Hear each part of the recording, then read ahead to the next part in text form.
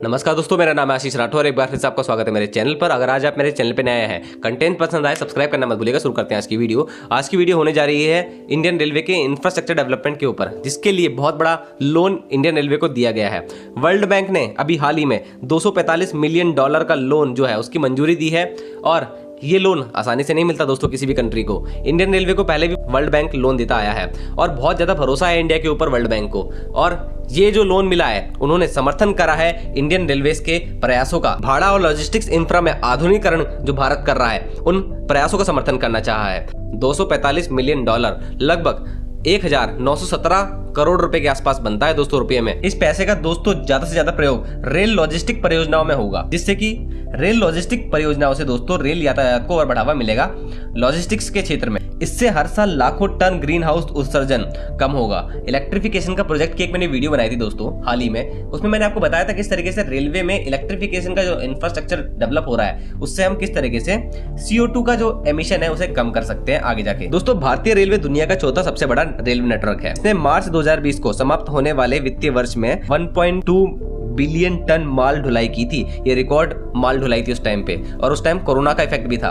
फिर भी भारत का 71% जो माल है दोस्तों अभी भी सड़क के मार्ग से ही जाता है, मतलब ट्रकों का यूज करके ही अभी भी माल को इधर से उधर ले जाया जाता है। और 17% ही अभी रेलवे के पास है।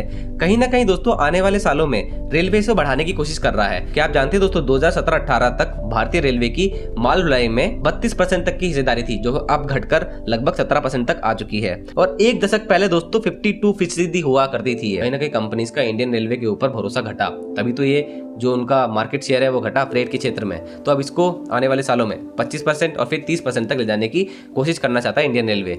यही कारण है कि DFC के ऊपर बहुत ज्यादा फोकस भी किया जा रहा है। सड़क से जो ट्रांसपोर्टेशन होता है दोस्तों, वो लगभग 95% ग्रीन हाउस गैस के उत्सर्जन के लिए उत्तरदायी है। ये बहुत बड़ा चिंता का विषय भी है दोस्तों। ट्रक से 2018 में सड़क में जो दुर्घटना हुई थी वो लगभग 12.3% हुई थी। और कहीं ना कहीं दोस्तों ट्रकों का जो संचालन बढ़ रहा है, हाईवे पर होने वाली दुर्घटनाएं भी ट्रकों की वजह से बहुत ज्यादा दिन ब दिन बढ़ती चली जा रही है। ये भी एक चिंता का विषय है। तो इन्हीं सभी को मद्देनजर रखते हुए इंडियन रेलवे ने कई सारे प्रयास करे हैं। उन प्रयासों के बारे में आपको बताता हूँ। सबसे बड़ा प्रयास दोस्तों इंडियन रेलवे का अभी तक का सबसे बड़ा railway project DFC, dedicated freight corridor.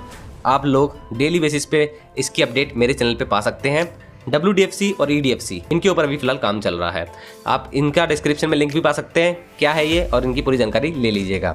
तो WDFC और EDFC में EDFC का भी दोस्तों जो फंडिंग है वो वर्ल्ड बैंक के द्वारा ही की जा रही है, और जो WDFC है उसकी जापान की जायका के द्वारा की जा रही है। दोस्तों हाल ही में गति शक्ति मल्टी मॉडल कार्गो टर्मिनल्स को लॉन्च किया गया है। इस योजना के तहत दोस्तों मल्टी मॉडल कार्गो टर्मिनल को डेवलप किया जा रहा है। एक पहला टर्मिनल जो बना था उसकी वीडियो मैंने आपको दी थी। इन गति शक्ति कार्गो टर्मिनल में दोस्तों मल्टी मॉडल का मतलब ये है कि यहाँ पर कई सारे ट्रांसपोर्ट के जो साधन है वो एक साथ आकर के मिलेंगे, और यहाँ से जो भी फ्रेट होगा वो अलग अलग ट्रांसपोर्ट के माध्यम से रेलवे से जुड़ पाएगा। जैसे कि दोस्तों वाटर ट्रांसपोर्टेशन, शिप के माध्यम से जो फ्रेट लाया जाता है, एयर ट्रांसपोर्टेशन के माध्यम से जो फ्रेट लाया जाता है, उसके बाद फिर सड़क के माध्यम से, और साथ में रेल के माध्यम से। अगर ये चारों चीज़ें एक जगह पर आकर के एक कार्गो टर्मिनल की तरफ मिल रही हैं और वहाँ के नज़दीक पड़ती हैं, तो हम कह सकते हैं वो एक मल्टी मॉडल कार्गो टर्मिनल है। तो इसके इंफ्रास्ट्रक्चर डेवलपमेंट में भी ये जो पैसा है काम आएगा।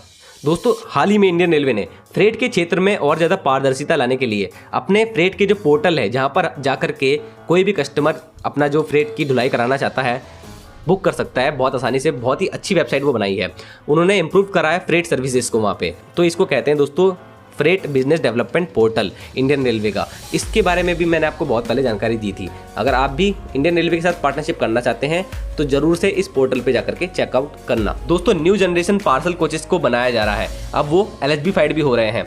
E-कॉमर्स के क्षेत्र में जो हल्का माल होता है उसको ढोने के लिए एक अलग ही ट्रेन तैयार करने की कोशिश कर रहा है इंडियन रेलवे। और इन तरह के LHB कोचेस की जानकारी आपको चाहिए तो डिस्क्रिप्शन में आपको लिंक मिल जाएगा। इसकी वीडियो भी मैंने हाल ही में बनाई थी। तो RCF कपूरथला जो है इस तरीके के E-कॉमर्स सेक्टर के लिए LHB कोचेस तैयार कर रहा है। और सबसे बड़ी खबर मैंने आपको दी थी, वंदे भारत ट्रेन का एक फ्रेट वर्जन भी आने की संभावना है, क्योंकि ICF में एक रेलवे प्रोजेक्ट है जिसके तहत वहां पर freight multiple unit train set को बनाना है। तो वंदे भारत ट्रेन का जो फ्रेट मॉडल होगा दोस्तों, ये बेसिकली E-कॉमर्स के लिए ही बनाया जाएगा। ये भी एक लॉजिस्टिक्स के क्षेत्र में बहुत बड़ा बूस्टअप होगा, जिससे कि सामान बहुत ही ज़्यादा तेजी से और कम लागत में पहुंचेगा के ऊपर है। और दोस्तों सबसे बड़ा प्रोजेक्ट 800 लोकोमोटिव का 2015 में अल्स्टॉम कंपनी को दिया गया था 12,000 HP के लोकोमोटिव बनाने का। और उसके बाद तो आपको पता ही है वैक 12 किस तरीके से बने और आखिरकार 2021 के एंड तक 150 वैक 12 बन चुके थे और ये वर्ल्ड के सबसे बेस्ट फ्रेट लोकोमोटिव में से एक है। तो इनको तो कौन नहीं जानता। अगर आप मेरे चैनल को बहुत पहले से देखते आए हैं तो आपको तो पता ही है कि डीएफसी लोकोमोटिव की एक मैंने वीडियो बनाई थी कि किस किस तरीके के डीएफसी लोकोमोटिव बनाए जा रहे हैं, तो उसमें भी इसकी मैंने जानकारी दी थी। हम पुराने डीजल लोकोमोटिव जो कि फ्रेट के क्षेत्र में काम करते हैं उनको रिप्लेस कर रहे हैं नए डीजल लोकोमोटिव से। जहाँ पर इलेक्ट्रिफिकेशन कभी नहीं हो पाएगा वहाँ के लिए ये लोकोमोटिव होंगे, आपातकाल में ये लोकोमोटिव काम करेंगे। तो दोस्तों ये लोकोमोटिव है WDG सीरीज के, WDG 4G और WDG 6G। WDG 4G locomotive जो है जनरल इलेक्ट्रिक का लोकोमोटिव है और जनरल इलेक्ट्रिक को ये ऑर्डर उसी वक्त दिया गया था जब 2015 में वैक 12 का ऑर्डर दिया गया था। तो 2015 में जी ने ऑर्डर जीता था जिसमें 1000 लोकोमोटिव बनाने थे, जिसमें 700 लोकोमोटिव WDG 4G होने थे 4500 हॉर्स पावर का और 300 लोकोमोटिव होने थे WDG 6G 6000 हॉर्स पावर के। कुछ प्रोटोटाइप स्टार्टिंग में बाहर से बन के आए, फिर बाद में यहाँ पर अब बनना शुरू हुए और ये फैक्ट्री जो है बिहार के मरहोबरा में लगी हुई है और बिहार के ही मधेपुरा में वैक 12 की लोकोमोटिव की फैक्ट्री लगी हुई है जहाँ पर 800 लोकोमोटिव बनाए जाने हैं। तो ये प्रोजेक्ट सबसे बड़े प्रोजेक्ट में से एक है दोस्तों। ये बहुत ही वर्ल्ड क्लास लोकोमोटिव है और साथ में दोस्तों 9000 HP का वैग 9SS लोकोमोटिव इंडिजिनसली हमने CLW में पुराने वैग 9 को किस तरीके से 9000 हॉर्स पावर के वैग 9SS में कन्वर्ट करा, उसका वीडियो भी आपको मेरे डिस्क्रिप्शन में मिल जाएगा। मैंने बहुत पहले से आपको बता दिया था कि CLW इस लोकोमोटिव को बनाने वाला है।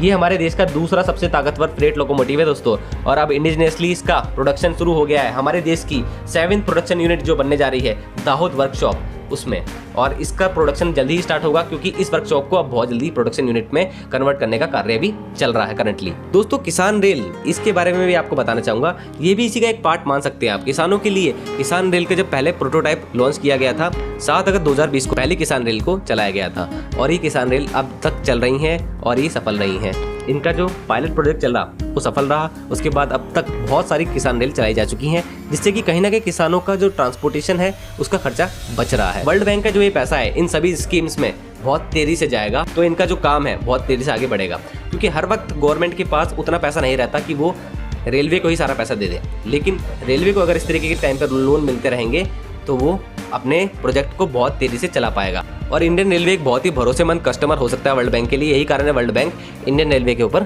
भरोसा करता है और मौजूदा सरकार के ऊपर भी। साथ में मैं आपको इन सभी लोकोमोटिव की जानकारी भी देता रहूंगा और इन प्रोजेक्ट में क्या क्या प्रोग्रेस हो रही है उसकी जानकारी भी आपको इस चैनल पे मिलती रहेगी। आज के लिए इतना ही दोस्तों। अगर आपको भी और अच्छी जानकारी है इस क्षेत्र में तो बताना कमेंट सेक्शन में। वंदे मातरम, भारत माता की जय।